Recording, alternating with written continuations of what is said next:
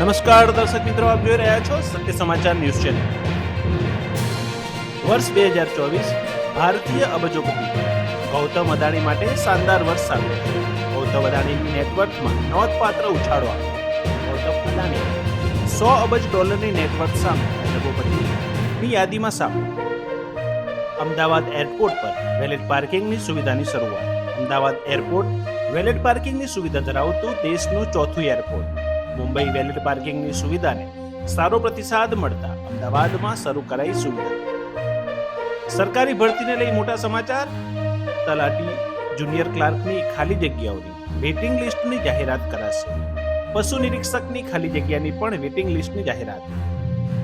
Narendra Modi stadium પાસે Olympic village બનાવવાને લઈ કવાયત શરૂ। ઓલિમ્પિક વિલેજ બનાવવાને લઈ તંત્ર કામે લાગ્યું। આસારામ આશ્રમ સહિત કબજાવાળી 500 કરોડની જમીન ખાલી કરાવાશે। અમદાવાદ મ્યુનિસિપલ કોર્પોરેશનના ₹200 કરોડના મ્યુનિસિપલ ગ્રીન બોન્ડનું બોમ્બે સ્ટોક એક્સચેન્જમાં લિસ્ટિંગ કરાવતા મુખ્યમંત્રી ભૂપેન્દ્ર પટેલ। લોકસભા ચૂંટણી પહેલા મહારાષ્ટ્રમાં કોંગ્રેસને સૌથી મોટો ફટકો। બાબા સિદ્દીકીએ કોંગ્રેસમાંથી રાજીનામું આપ્યું। બાબા જિયાઉદ્દીન સિદ્દીકી તેમની ભવ્ય ઇફતાર પાર્ટી માટે જાણીતા।